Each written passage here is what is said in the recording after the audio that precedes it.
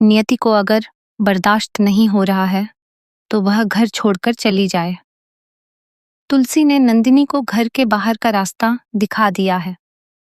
नंदिनी ने आखिरकार कर्ण और इस परिवार को छोड़ने का फैसला कर लिया है।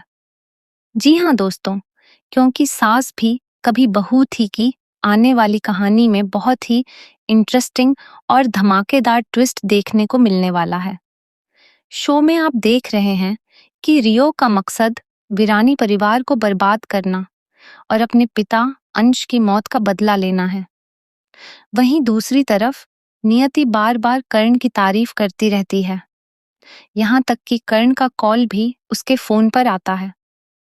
यह सब देखकर साफ पता चलता है कि एक पत्नी के लिए यह सब बर्दाश्त करना कितना मुश्किल होता है।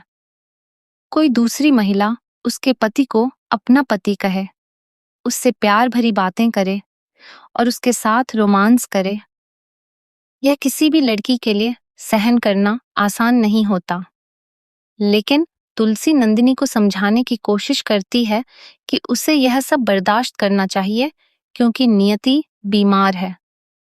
दूसरी तरफ कर्ण की सबसे बड़ी गलती यह रही कि उसने नियति और रियो दोनों का साथ दिया और उन्हें संभाला, जबकि आज यही रियो और नियति पूरे परिवार को बर्बाद करने की साजिश रच रहे हैं।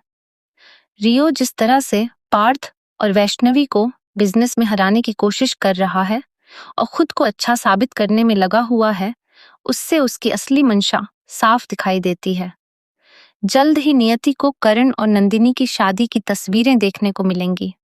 यह जानकर कि कर्ण और नंदिनी शादीशुदा हैं, उसे बहुत बड़ा झटका लगेगा। गुस्से और सदमे में वह घर छोड़कर चली जाएगी। इतना ही नहीं, उसके साथ एक बड़ा हादसा भी होने वाला है।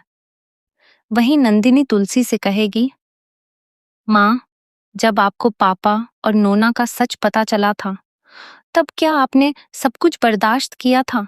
नहीं ना, आप भी घर छोड़कर चली गई थीं। इस पर तुलसी जवाब देती है, वह अलग बात थी, क्योंकि नोना बीमारी नहीं थी, लेकिन नियति बीमार है। दोनों परिस्थितियों में बहुत फर्क है। अगर तुम जाना चाहती हो तो चली जाओ इस घर से। तुलसी की यह बात सुनकर नंदिनी कहती है कि शायद उसे सच में यह घर छोड़ देना चाहिए। आखिर नंदिनी कब तक सब कुछ सहन करती रहे?